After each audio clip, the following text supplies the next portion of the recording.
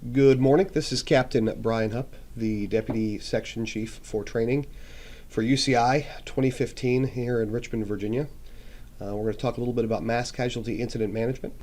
The goal of this training today is to get everybody kind of on the same page should there be an incident of any size or any gravity that will be declared a mass casualty. Not necessarily just emergency medical services or fire rescue or law enforcement or any other like-minded public agency, to make sure that everybody participating in UCI is on the exact same page of what we're going to do should there be some sort of incident that we're going to declare as a mass casualty and have to manage as such.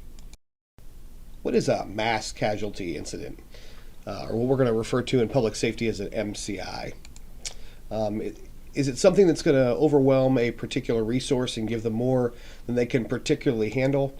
Is it something that's going to overwhelm a specific agency, like one department? Or is it something that's going to overwhelm an entire city or county or even state? And the answer is yes. Yes to all of those. A mass casualty incident is something that we're going to have to stop and kind of break away from that normal everyday transport patients to the hospital and kind of leave patients in place, which we don't normally do, take care of them there, and that way we can take an organized approach to ensure that all the patients on the location are going to get transported to the hospital. What causes MCIs? As you can see here, it could be a number of things. It can be almost any day-to-day activity that involves more than a few people. If you stop and think about it, anything that a group of people could do could potentially be a mass casualty incident. As you can see here, in 2010 alone, emergency medical services nationwide responded to almost 10 million calls for service, classifying 14,500 of those calls as being mass casualty incidents. And if you look at the bottom here, it's almost a dead heat of what's taking place in an urban or residential type environment, and what's taking place on streets or highways where we'd expect those to be more motor vehicle type incidents. Looking at these examples of mass casualty incidents, we're going to have to do more than just transport patients to the hospital and care for them. For example, in this box truck versus school bus, we're going to have to manage letting the parents know where these patients are going, keeping a good record of these patients, of what hospitals are going to, because if that was one of my kids in that school bus, I'd want really strongly to know what hospital they went to. A tour bus crash, and this happened in Virginia not all that long ago, where the initial responding agency had to declare a mass casualty incident, and in doing so manage the patients that were there and call in mutual aid resources to transport a large number than that locality was used to transport to the hospital. Commercial fires, which can involve anything from hazardous materials, just like that train derailment there on the right, as well as think about the utilities that could be damaged or put in place to manage that sort of incident. Imagine a community who now has no electricity and the patients that we're going to have to manage in that. For example, people who are on oxygen who now don't have their regular concentrators due to this commercial fire affecting power lines in the area. Now we're going to have to manage those patients as either part of this incident or as a separate incident. And this train derailment is a fine example of a possible hazardous materials incident that we're going to have to take a very careful and very structured approach to. And that makes it a multi-tiered type response with having a rescue component as well as a medical care component. Active shooter being a unique sort of mass casualty incident, we're going to have different levels of care. There's going to be an initial, care under fire where there's going to be a rescue task force that stabilizes patients in place in a hasty casualty collection point and ensures that they get blood stopping and airway management and whatever needs done immediately right there, and then evacuate them to just even receive that basic levels of triage. Plane crash, which speaks for itself. A plane can contain, of course, a number of people, and when they land unexpectedly or in a place they're not designed to, that's always going to lead to a number of patients. Identifying and declaring a mass casualty incident. The key to managing a mass casualty incident is early recognition.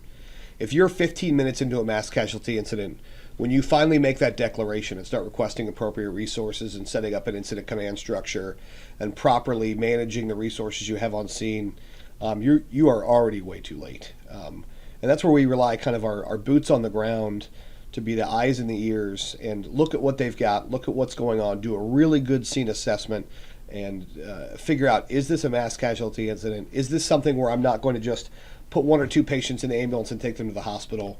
We're going to have to kind of break away from that and really manage this incident. We're really lucky here that our management priorities are still pretty uniform with what we do every day. Life safety, and that can be taking care of every patient that's on that location and making sure that they all get taken care of. And then we're not kind of dedicating multiple resources for an inappropriate amount of time on one specific patient, but instead dividing those resources that we have available to us across all the patients that are on the scene. So they all get taken care of and they all get transported to the hospital in a timely manner.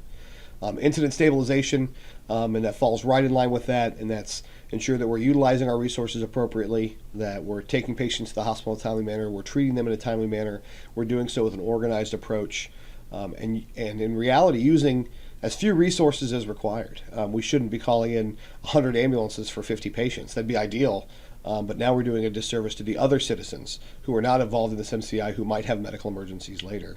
And property conservation and incident mitigation, making sure that everything kind of winds down, and again, that we are only utilizing the resources that we require, and leaving other resources available to respond for calls for service elsewhere. Any responder could declare an incident to be a mass casualty incident. It doesn't specifically have to be a company officer or an EMS supervisor or battalion chief. It can be the initial paramedic on the ambulance or the initial EMT on the ambulance can stop and say, "This, I recognize that this is an incident that's going to require, specific types of management," and declare that to be an MCI. And like I've said before, early recognition, good scene size up, and just figuring out exactly what you have.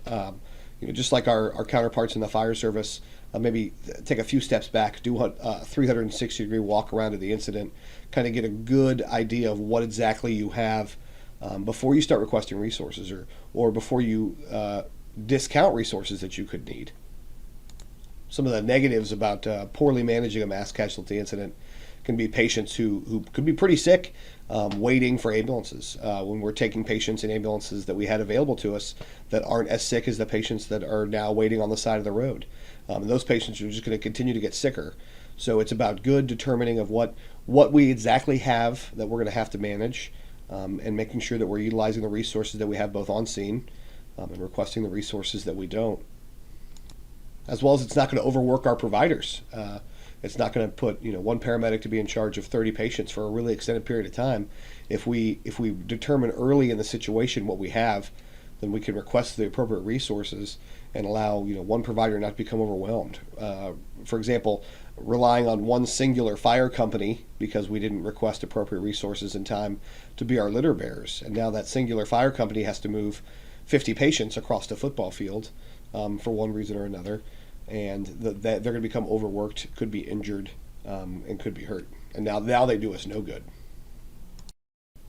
The Old Dominion EMS Alliance has put these categories in place for us, and the specific reason they did that is so that we can pre-plan, so we can use these to determine how we would respond before we have to respond there. So we can say to ourselves as an agency, or you as your agency can sit down and say, if we have that level 4 or type 4 mass casualty incident, what resources are we going to need off the bat? If we have that type 2 incident, what resources are we going to need, and see how they differ, and ensure that your providers can very easily say, instead of going into specific detail, I've got a type 2 MCI, and those resources will already start heading that direction. Figure out who's going to be filling what role, and I encourage you as a leader to encourage your people, and as a boots on the ground provider, but before you get on that ambulance in the morning, talk about who's going to fill what role. If we have an MCI, what are we going to do? Who's going to take charge? Who's going to do triage? What equipment do we want to take? What approach do we want to take? And that way, when you find yourself in that situation, you're not one step behind. You already know exactly what you're going to do. Figure out exactly where the incident is, when exactly the incident takes place. Is this something that has already happened? Is this something that's currently actively happening? How should you approach, and where should you stage for your safety? And what equipment exactly are you going to need to ensure you're requesting resources appropriately? Once you as the provider on scene determine that you've got a mass casualty incident, this is something that's going to require specific management, step back and make this declaration on the radio. And this is specifically the declaration that's been approved for UCI. And you're going to give your identification on the radio, whether it's your name or your code number, your unit number, whatever is agency specific for you, and that you are declaring a mass casualty incident. Give the best location possible. If you're not 100% sure, stop, take a few steps back, look for some street signs, do whatever you need to do, because that's very, very important information. Be as specific as you can to what it's involving, as long as we're being appropriate on the radio, and then give your best guess how many patients you have there. Don't be afraid that you're not going to be 100% correct. We'd rather have an early kind of picture of what exactly we're dealing with. And your communications or our communications aren't going to start resources your way without your permission or without your request. But we're going to kind of need to know what we're going to need to be doing, or what we're going to need to be asking for, or what kind of resources we're going to need to be looking for. Begin establishing those incident command structure type roles.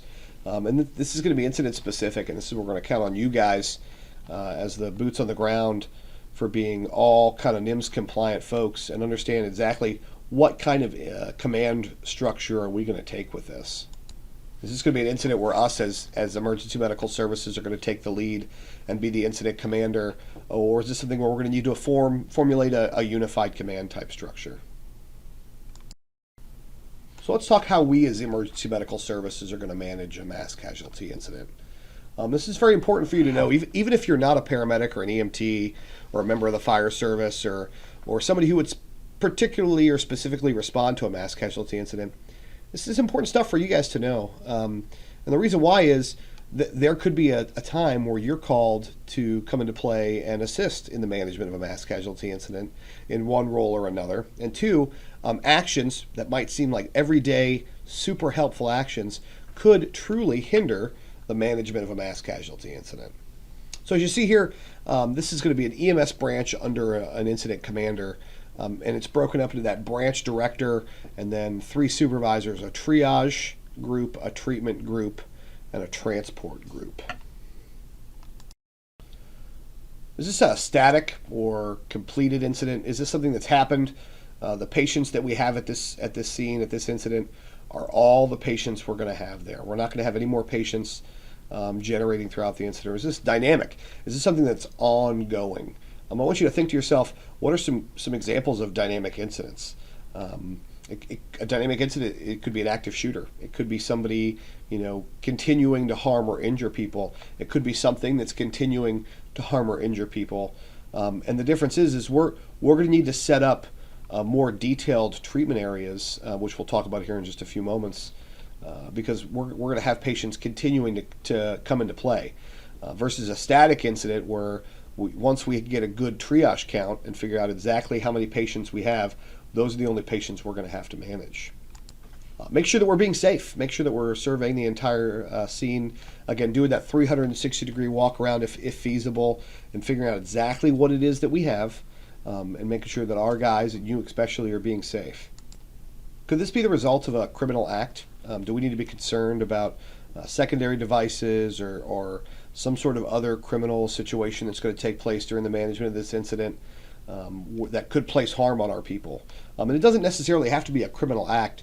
Are there other things that could be taking place on scene? Are we on a freeway where we need to be concerned about vehicles approaching us at high rates of speed and we don't have a good safe working zone? Figure out exactly what resources you're going to need here.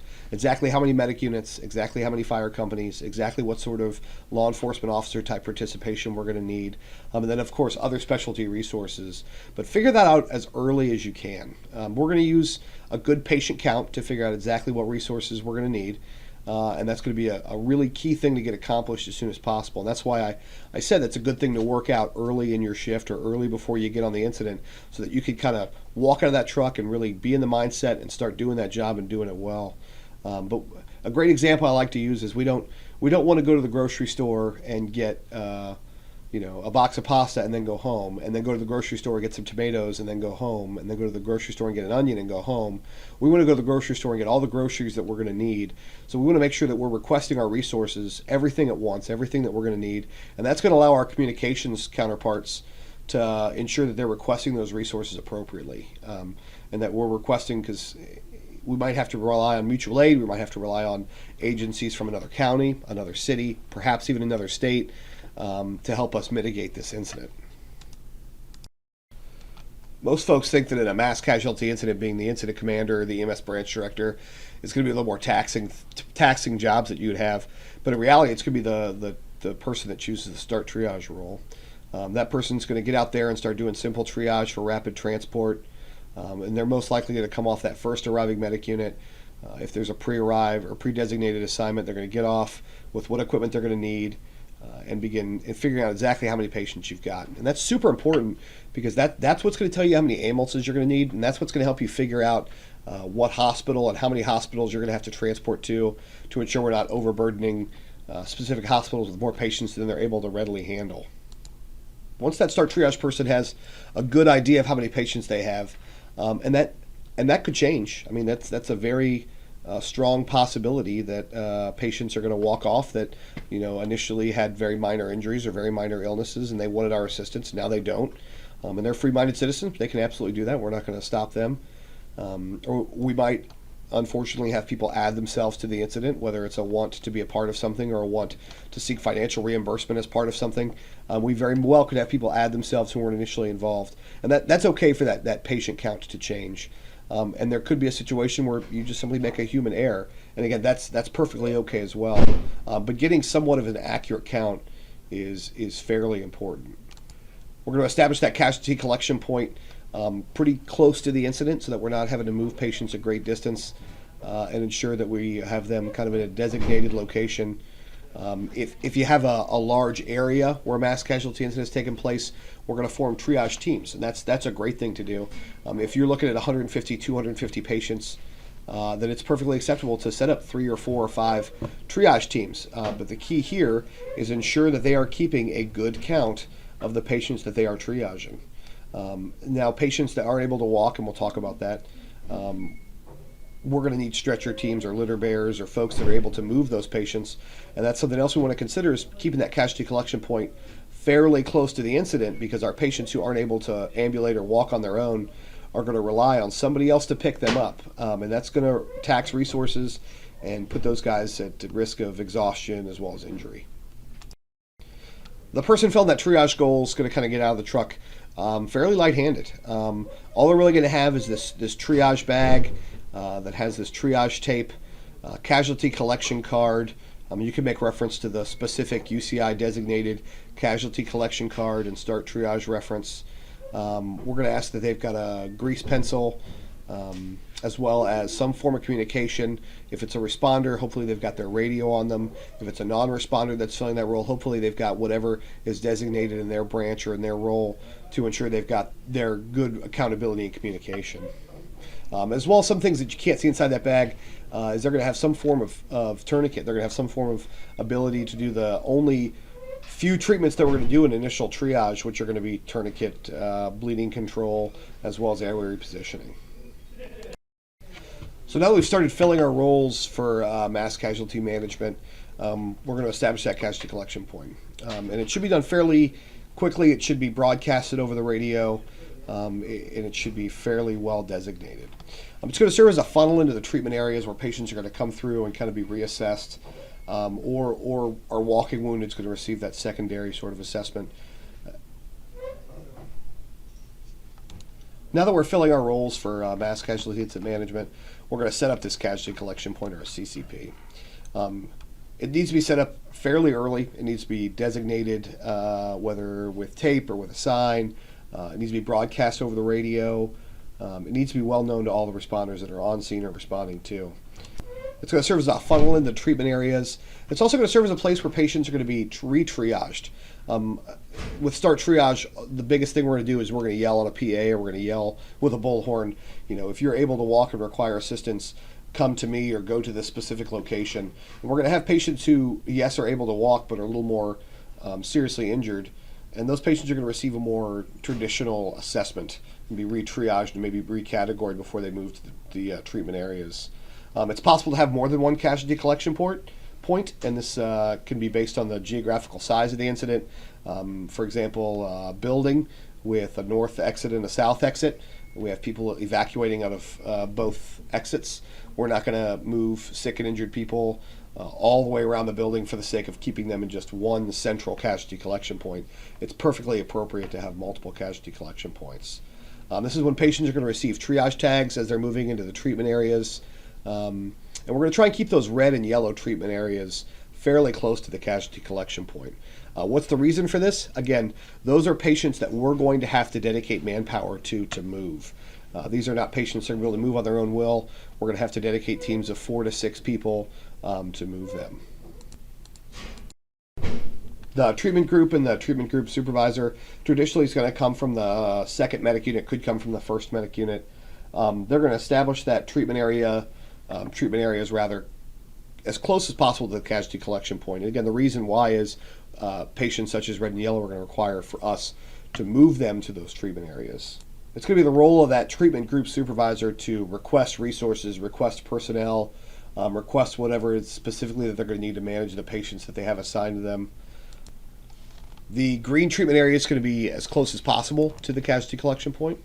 And the reason why is, yes, these patients are able to walk, but we don't want to walk them great distances. For example, if we have somebody who's bleeding, not terribly bad, they classify as a green because they're able to walk, and we have them walk 150, 200 yards. By the time they get down there, they're no longer going to be a green patient. They're now going to be a yellow or red patient because they're not able to walk.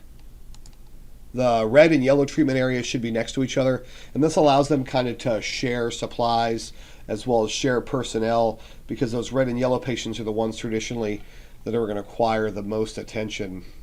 And we're going to begin re-triaging those green patients and figuring out who was able to walk, but using more traditional assessment methods to determine who was able to walk but has a more serious injury than is originally presenting. And then again, we're going to need to continually reevaluate based on the number of patients that we have in those treatment areas, what resources we're going to need to dedicate to them. If in the management of your treatment group you find that you have enough ambulances available to transport your red patients, feel free to do so. Make sure in doing that we're not detracting resources to care for our yellow and green patients. But if you find yourself, for example, with 5 medic units on the scene and you have 2 red patients, it's perfectly acceptable to take 2 of those medic units to transport those critical patients and leave the 3 medic units to care for the yellow and green patients. Traditionally, our yellow treatment areas are going to see the greatest. And the reason why, our red patients are the most urgent to get off the scene, while our green patients are the easiest to get off the scene. We can put the most number of green patients inside a medic unit. Once the patients make it from the casualty collection point into the treatment area, that triage tape that was used during START Triage is going to be removed, and they're going to receive a Virginia State Triage tag. I always recommend placing it on a uniform place if possible, for example, the left wrist. This is going to be used to record both specific patient information as well as keeping track of their vital signs, what interventions we performed on them, and where exactly they stand in the triage treatment and transport process. So by far the most challenging position inside of the MCI management chain is going to be the transport group supervisor. This is the person that's going to have to figure out exactly how many ambulances are going to be required and make sure that those ambulances get requested. They're going to be in charge of figuring out what patients go to what hospitals based on what specific hospitals can receive. We're super lucky here in the city that we could rely on the Virginia Commonwealth University to provide us with a specific MCI management phone number that I can call, let them know that I'm the transport group supervisor on scene of a mass casualty incident. And then they'll go from there. Will rally all the local hospitals in the Metro Richmond area, find out specifically at that moment what patients they can take. For example, a hospital could take 5 reds, 10 greens, and 2 yellows. And they'll get all that information from the corresponding hospitals. And then as I feed them information of what patients I have ready for transport, they will tell me what hospitals I'll be sending those ambulances to. It takes a great burden off of the EMS group, the transport group supervisor. The transport group supervisor is one of the few NIMS positions that's going to speak laterally. We want them to talk to the treatment group supervisor and find out, who's the sickest, who needs to get out of here next. As well as they're going to communicate directly with the staging area to request ambulances. And that's something we're not going to talk about in depth in this PowerPoint, but that's something else I want you to constantly consider is how many medic units do you have in that staging area? And a reason that's super important is I don't want you to find yourself in a position where you have a critical patient that requires immediate transport, and you find yourself not having kept good track of ambulances in the staging area, and now you don't have a medic unit to transport that patient. They're also going to notify medic units as they come into the scene, which patients they're taking, what hospitals they're taking to, and they're going to gather what information is required, as well as notify them not to call the receiving hospital. The transporting medic unit is not going to call the receiving hospital because we don't want those hospitals to be confused in any way, shape, or form of how many patients they're receiving. We want it to come from a unified voice of the transport group supervisor through, again, for our location, the Virginia Commonwealth University, one voice, so that a hospital doesn't get that from VCU and then get that from us, and now they think they're getting 2 patients when in reality they're only getting 1. That transport group supervisor is going to tear off the bottom of the Virginia State Triage tag, and this is going to help us keep track of what patient is being transported to what hospital, when, and by whom. And this is super important, not just because it's good information to keep track of, because there's a good, strong possibility that at some point we're going to have to help families, find what hospitals their loved one went to. Or an example I always use is, I'm a physician and my patient was in this bus or in this building and they have a rare blood type or a rare medical condition and require a rare blood, transfusion or a rare medication. I need to know emergently what hospital they went to. And by using the bottom of those triage tags, we're able to keep pretty good reference of what hospitals patients go to. There's different ways you can keep track of that. There's commercially made products. There's an M306 form, or you can just simply put them in piles by what hospital. It all is going to depend on you.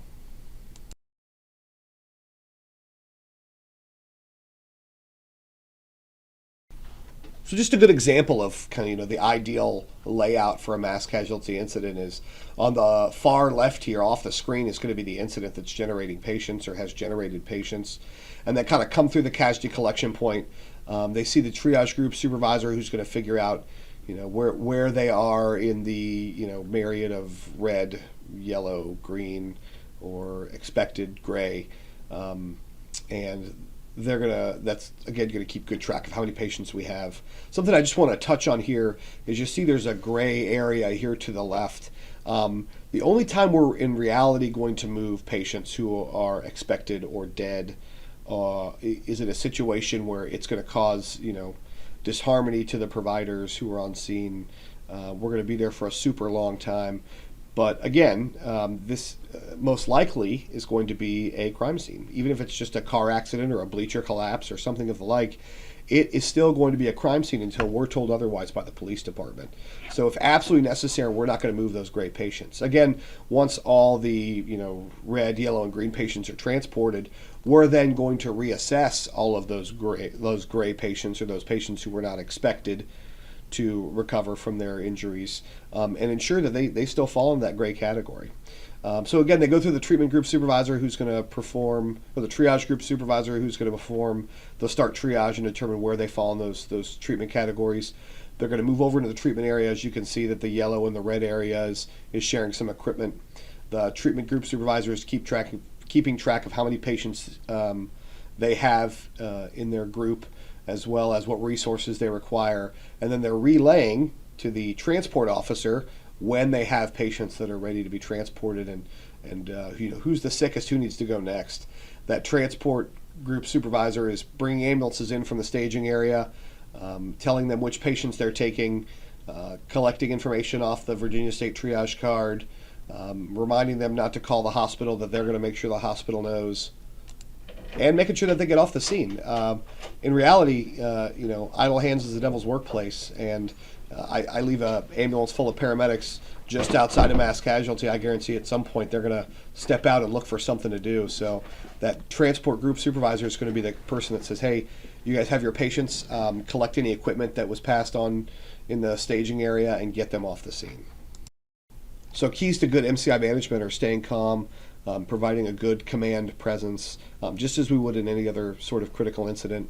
Making sure we keep track of who's coming into the scene so we can make sure everyone gets home safely.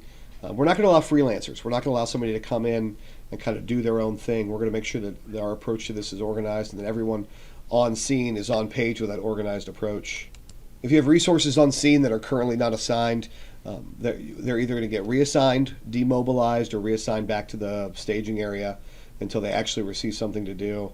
If you have somebody on scene that's preventing you from doing your job, whether it's an off-duty person, whether it's a civilian or something of the like, they absolutely, by the police department, in our case it's the Richmond Police Department, be removed from the incident to ensure that that's not interfering with your ability to do your job appropriately.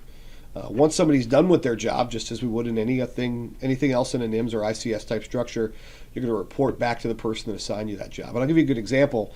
The EMT on the first medic unit begins START Triage. Once they're finished triaging all the patients, they're going to report back to the EMS Branch Director and say, hey, I've completed this. They're going to hand over their casualty collection card, perhaps a 214, depending on the size of the incident, and then they're going to completely get reassigned, maybe to the treatment area, maybe to transport patients to the hospital. So again, the first medic unit on scene is somebody on there is going to fill that EMS Branch Director role. And like I said before, somebody's going to fill that START Triage role. Somebody on that first medic unit is going to fill that EMS Branch Director role. Me as an EMS supervisor, if I arrive on scene, I don't always have to be in charge. And that goes the same for battalion chief or another sort of incident command type person. If you, as the first medic unit on scene, are doing a great job as the incident commander or the EMS Branch Director, I'm not going to steal your thunder. I'm going to let you keep doing that. The Triage Group Supervisor is responsible for keeping track of exactly how many patients are on that scene and exactly what categories they fall in. And they're going to use that triage tape first, and then the Virginia State triage tags inside that casualty collection point. The Treatment Group Supervisor is going to potentially come from the second arriving medic unit. They're going to stabilize life threats and care for patients inside that treatment area. They're going to relay to the Transportation Group Supervisor when patients are ready for transporting and who's the sickest and who needs to get out of here the fastest. The Transportation Group Supervisor may come from the second or third arriving medic unit, and they're going to work with the treatment and staging area supervisor to ensure that there's medic units there ready to transport patients and get them to the hospital. They're going to work with medical control, or again in our case the Virginia Commonwealth University, to determine what hospital those patients are going to go to. So I appreciate your time. Again, this is something that hopefully we'll never use. I like to consider it the oxygen mask on the ceiling of an aircraft. Hopefully, if there's an unexpected or unplanned change in cabin pressure, it'll drop down, but hopefully it's one of those things that you'll never see in your life or never have to use. But if you should use it, like I said, keep in mind, it's about good recognition, good scene management, and just doing the things that we do every day, just doing them at a bigger scale. If you ever have any questions, again, my name is Brian Hupp. I'm a captain with the Richmond Ambulance Authority, and in this instance, I'm the Deputy Section Chief of Training for UCI, and I'd be happy to answer any of your questions. Thanks for your time.